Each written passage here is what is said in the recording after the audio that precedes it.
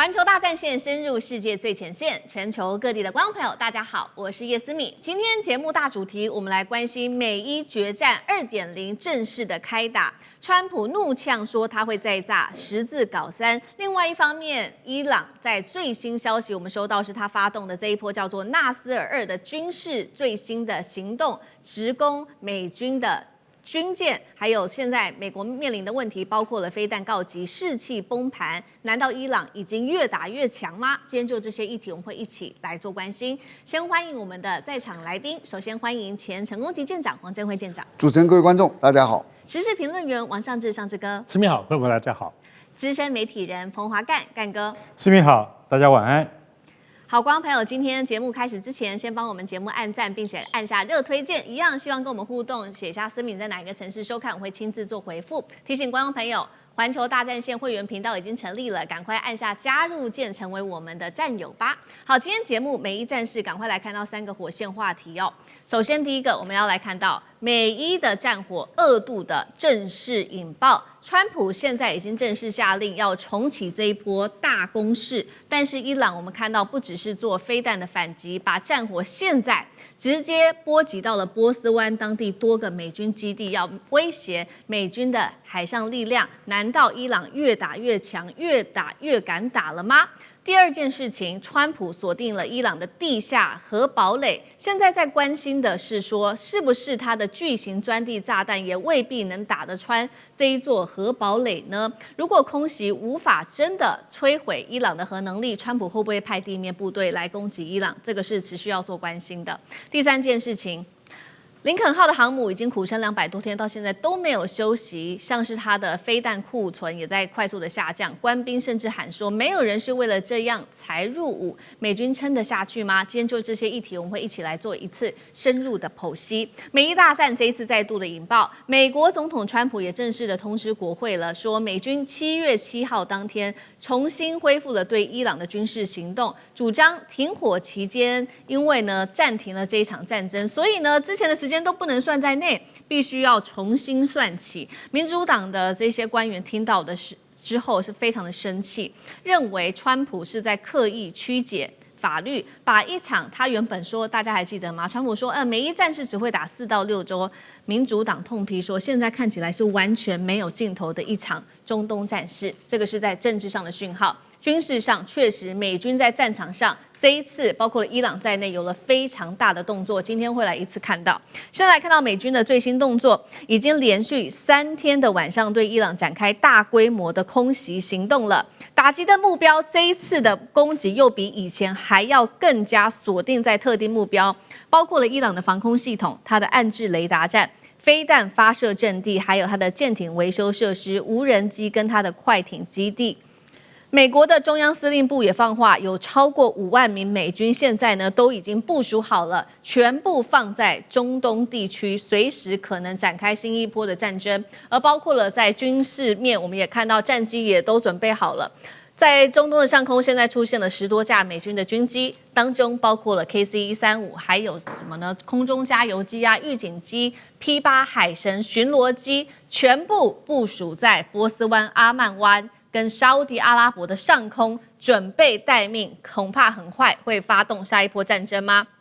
川普开枪了，我们今天晚上就会狠狠的痛击他们，明天也会继续下重锁。这个是美军的最新攻势。当然了，伊朗方面也有所反击。我们现在要来赶快看到伊朗的最新攻势，发动的这一波攻击叫做纳斯尔2军事行动，朝的方向它也已经锁定好了，巴林、科威特、卡达、约旦、阿曼等国的美军设施发射了飞弹、无人机，锁定了包括它的通讯系统、它的火箭的发射系统、爱国者飞弹、长程预警雷达，还有它的航母的后勤支援中心跟战机维修中心。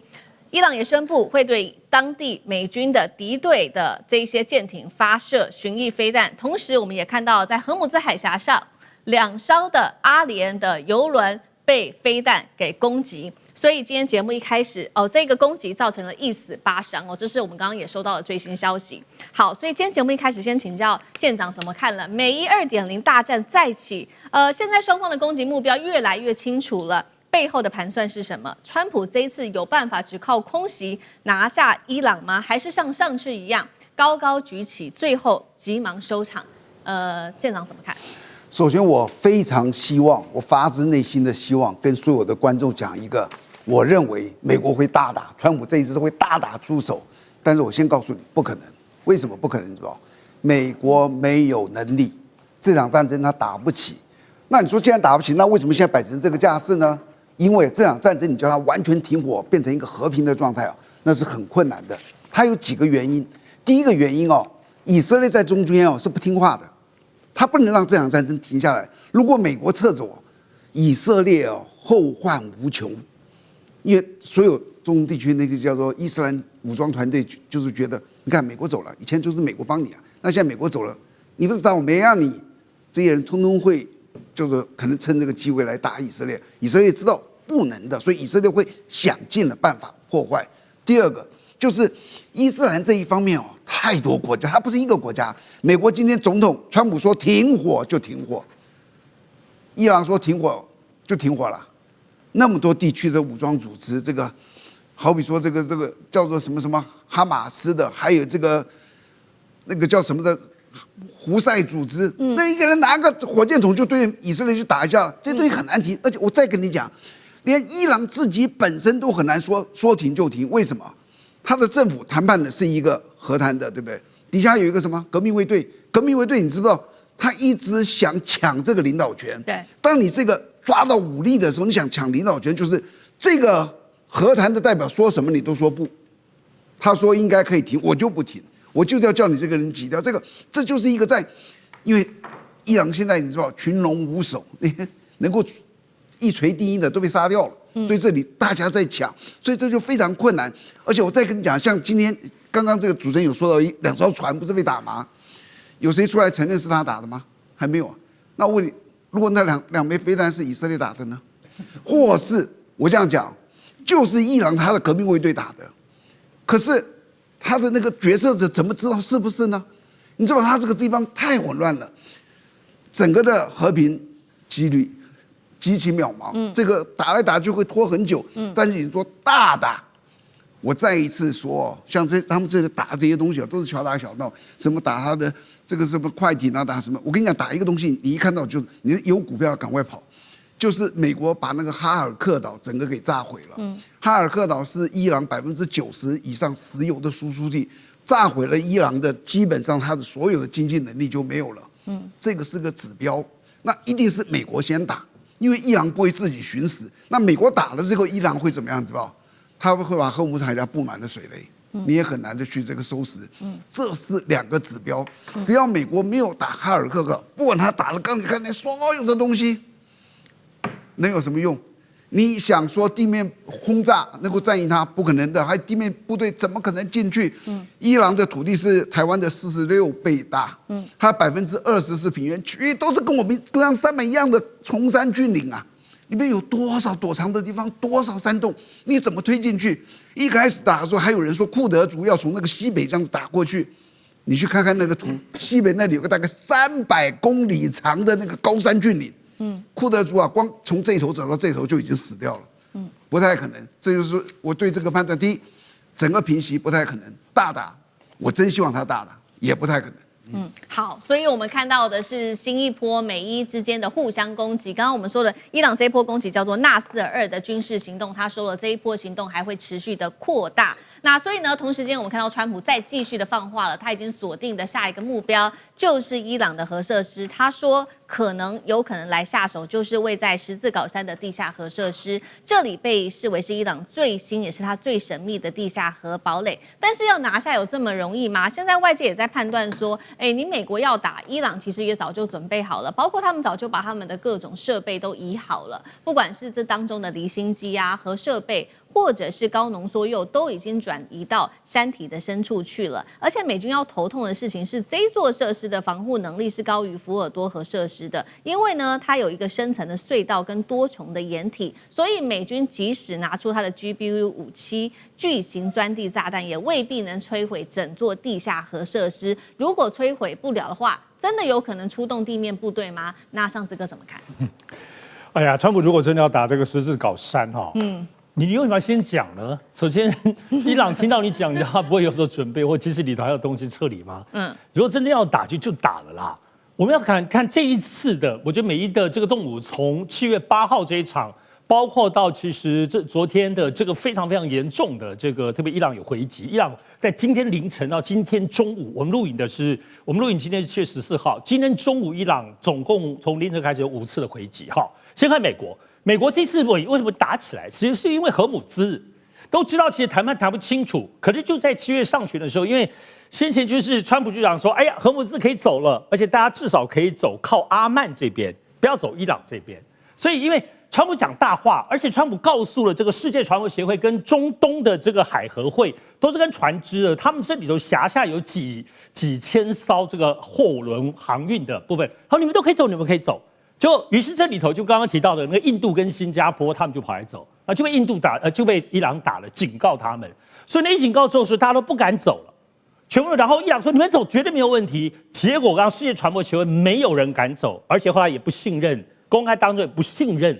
川普所说你们可以走，川普是因为这件事太没面子、火大，才在7月8号开始攻击。所以每一次战争的原因的启动点不同，所以你可以看到，包括国际评论也说，这次是川普面子挂不住。好，所以川普很厉害，这个很猛。从7月8号开始，包括一路下来，7月8号出动了100架次，然后呢，在昨天、前天出动了140架次，攻击了14座城市，300多个具体的地方，其中包括水电站都攻击哦，还有5大港口。这5大伊朗的港口从波斯湾沿岸一直过来，是炸得蛮严重的哦。好，所以这里头其实我们来看这里头敏感点，我们刚刚讲的核设施，可是这次其实攻击伊朗的核电厂，这里头包括伊斯法罕跟布什尔的核电厂，核电厂没炸他炸核电厂旁边的厕所跟办公室，有点像现在俄罗斯在攻击基辅一样，炸你核电厂没炸，但你周边把你炸掉。所以你说这个是警告作用。如果是川普这么狠，我接下来就打你核设施，我就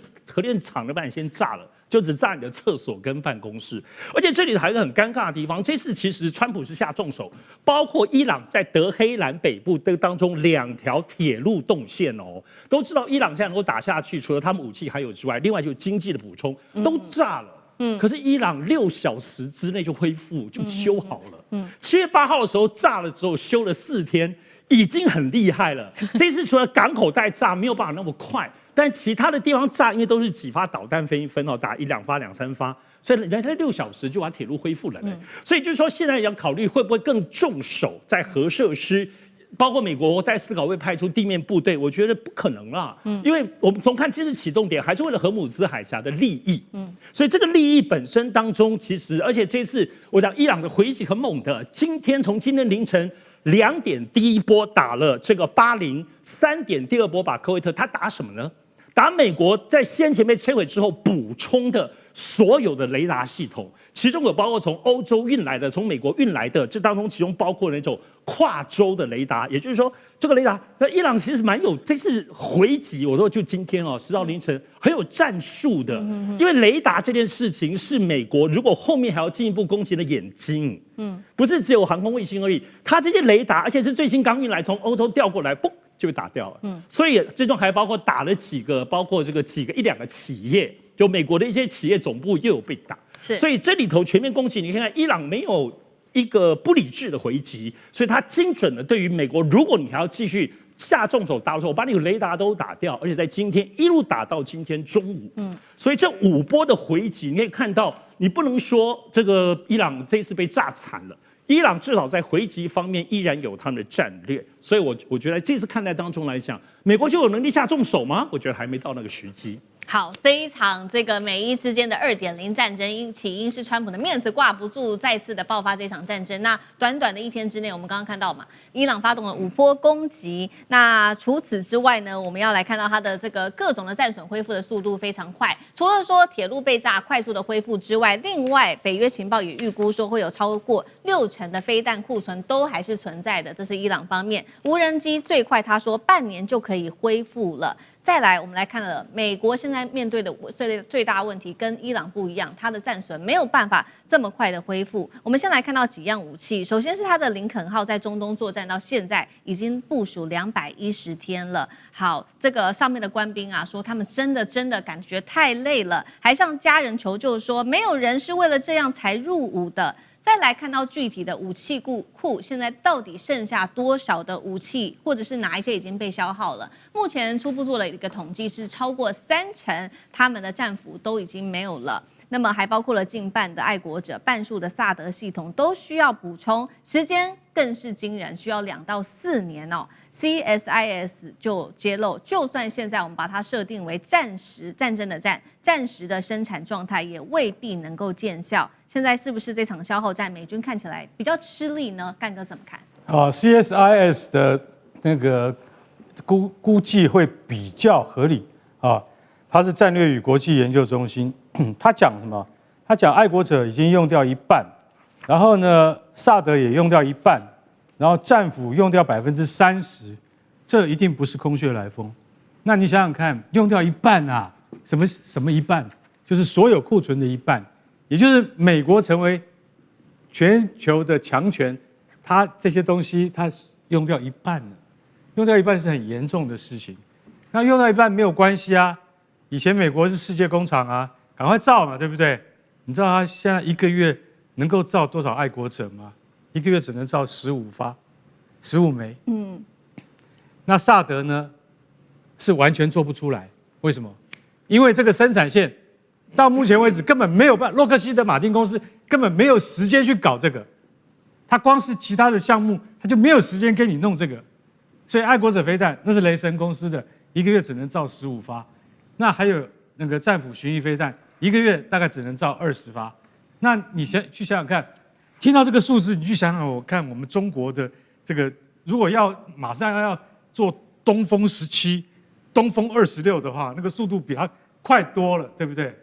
现在我们讲的是还没有到打仗的时候，中国的生产力就已经不得了，但是美国现在在打仗啊，可是雷神公司跟洛克希德马丁公司他们的生产速度只是这样啊，那就问 CSIS， 你预估看看，美国要多久才能恢复？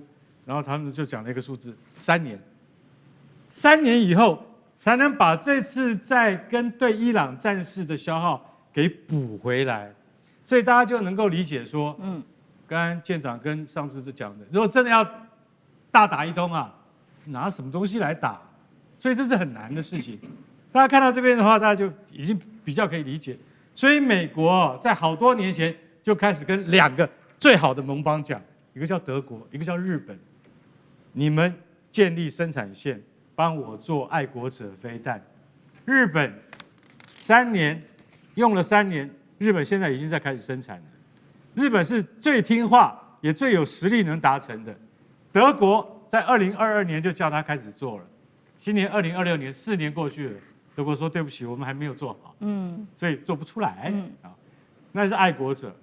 再讲到萨德，萨德是终端高空防御系统，也就是它可以打那个洲际弹道飞弹的，1枚萨德飞弹3亿台币，这个飞弹打出去收不回来，为什么？因为没有生产线可以做。20年前，我们的国防部长，台湾的国防部长唐飞，当时他就拒绝了美国，说你要叫我们搞这个萨德啊，那个叫钱坑啊，我们不要。20年后，我们看到这个国防部长讲的话真实在，所以大家就晓得说，美国要打这场战争，他自己都没有搂看自己口袋里面还有多少东西。最重要的，讲完弹药不足之后，再看看林肯号航空母舰，那是继上次大家还记得吗？福特号部署326天，那船上的水兵都快疯了。但是福特号它曾经靠过好几个港口，也就是说，它曾经停下来让官兵去上岸。而没有回到美国的母港，可是中间300多天，他有好几次4、5次让官兵至少能够放假上岸去嘛，对不对？不管你是在中东巴林还是哪里会上岸，林肯号部署210天了，已经听说创纪录，没有靠港，为什么？你说，那至少靠一个港让他下去嘛？他说没有，只有1次，在关岛靠了港，可是官兵都下不去，你知道为什么？